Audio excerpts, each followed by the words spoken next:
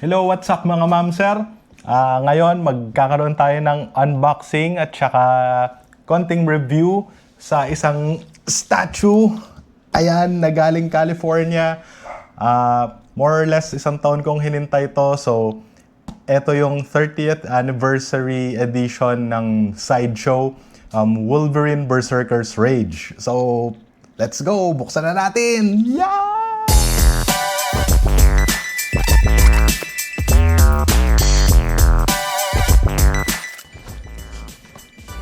So, ayan. Berserker's Rage, Wolverine 30th Anniversary Sideshow. Checkin natin yung box art. Tignan natin kung solid.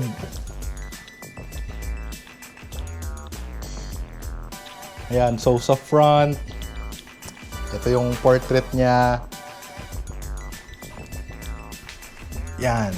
So, gigil na gigil. Sa side, wala masyado.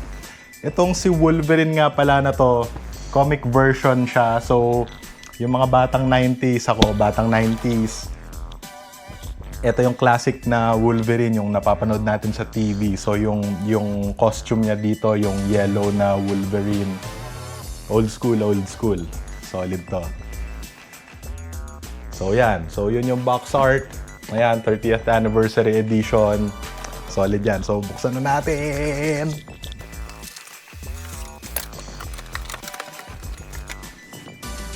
Ngayon na ako magbubukas ng ganitong klaseng box. Sobrang special. May pa velcro pa.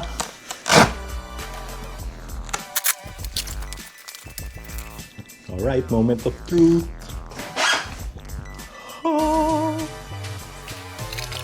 Yan. So, check natin what's in the box. Okay, so silipin na natin yung laman ng box. Gilid muna natin siya, tapos isaysayin natin. Yan. Okay, so ano kayang uunahin natin? So, ito muna, base.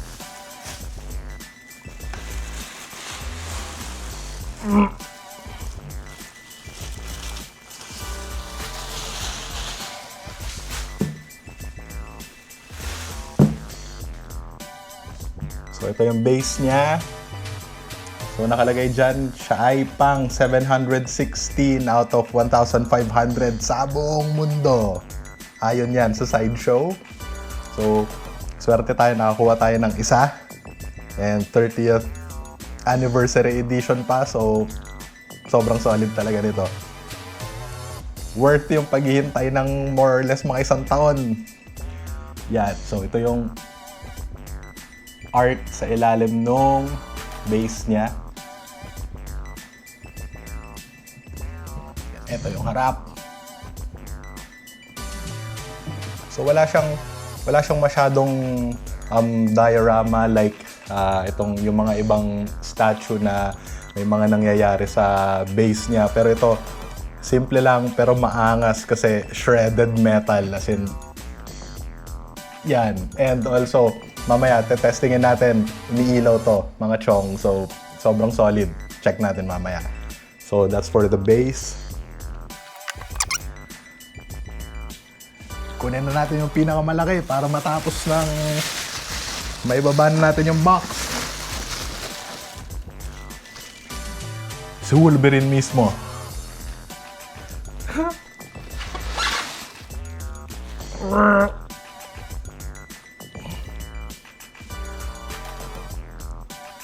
Teka, check ko muna kung saan ba ilalagay ito. Okay.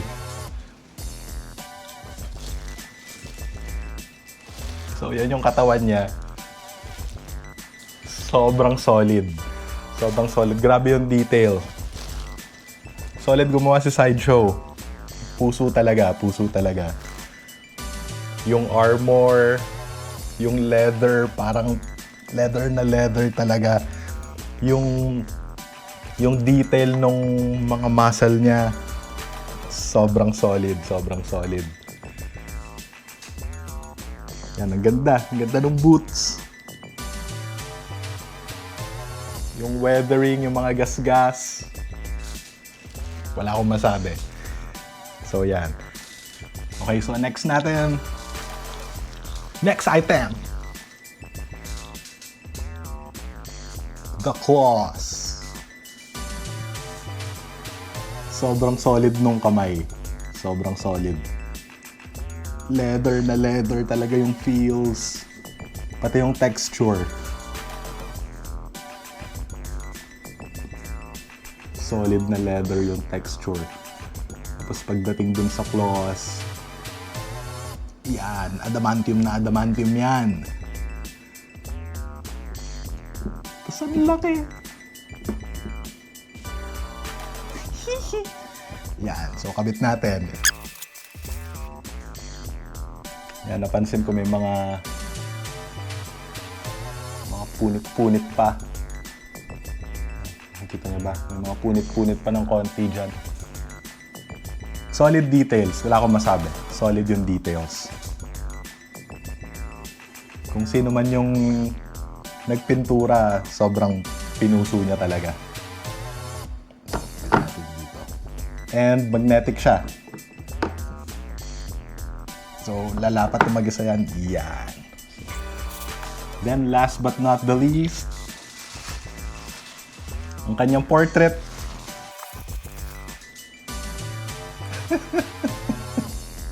Sobrang solid, man.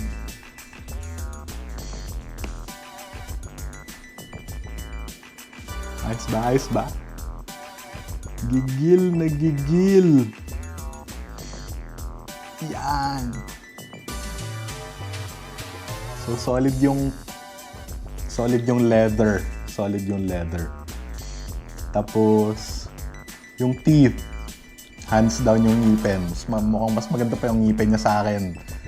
Ganda. Parang totoo talaga. Ganda ng details. Pati yung gilagid. Lahat sobrang solid. Pati yung mga pores ng skin niya. Yan! So, shoot na natin. Alright! So, yun na siya. Sobrang onti lang nung mga kinakabit sa kanya. Hindi mo na kailangang paartihin pa. Siyempre, Wolverine to. Ayan na. So, appreciate natin pa ng mas close-up yung mga details. Check natin.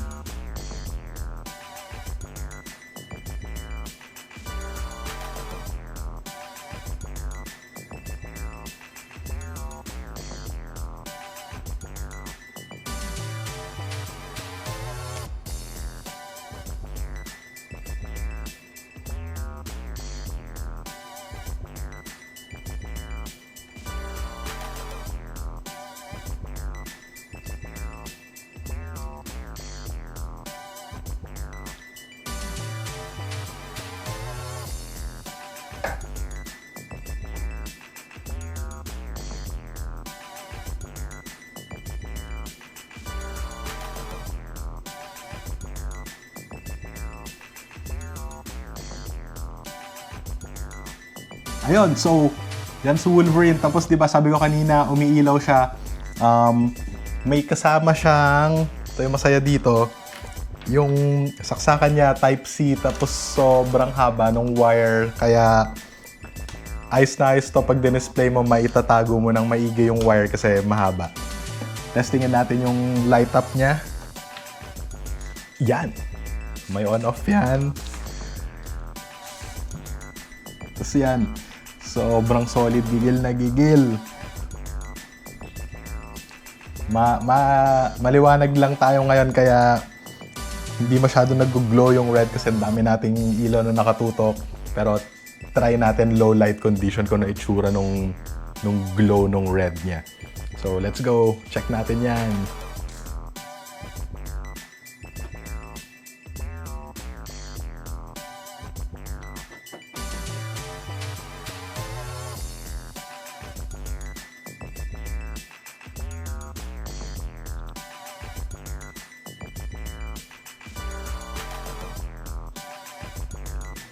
Alright, so ayun.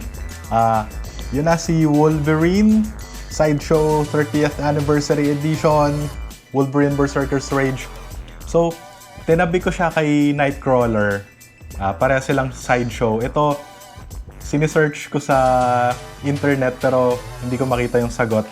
Hindi ko alam kung ano scale niya. Si Nightcrawler, 1:4. Tama, 1:4 si Nightcrawler. Si Wolverine hindi ko alam pero hindi ko masabi kung 1:3 o may special siyang scale. Pero kasi kung titignan nyo, yung braso pa lang ni Wolverine, dibdib na ni Nightcrawler. Yun. Malaki si Nightcrawler pero kasi may kamay ng Sentinel na diorama. Si Wolverine, pure, halos siya lang talaga. Pero yan, so yan yung side-by-side comparison nung scale nila. Sobrang solid, sobrang solid. Maganda siyang ipang centerpiece talaga kasi sobrang laki niya, sobrang laki. Tapos yun nga, idol yung costume, old school na 90s costume, OG Wolverine na yellow, blue, yan, comic accurate yan. So, ayan. Alright, so kung nagustuhan nyo yung mga ganitong statue, kung mahilig din kayo sa mga ganitong statue, ito, binili ko to sa Maxi Collector. Syempre, sa Green Hills. Well, maraming tindahan doon, kahit sa naman okay, pero Maxi Collector, the best yan. Maasahan talaga, hindi ka lolokohin yan. Sobrang solid nila. Mabait yung mga tao, mabilis kausap, madali kausap, lahat dokumentado, so goods na goods yan, hindi scam yan. Tapos, meron silang sariling delivery rider, hindi pala rider, delivery van, yan. So, yung handling ng mga items nila, hindi ka mangangambang baka mabitawan o malaglag. So, solid yan. Free delivery. So, kusapin nyo lang sila. Ilalagay ko dito sa baba yung phone number nila.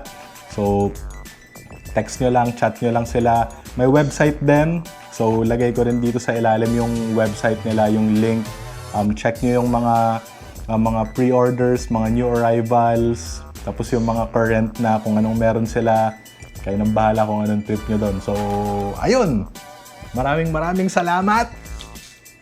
So, until next time ulit na mag-unboxing ulit tayo, sana meron, pero di natin lang. Tignan natin kung ano susunod na darating. Ayun lang, maraming salamat! Bye-bye mga ma'am sir! Bye-bye!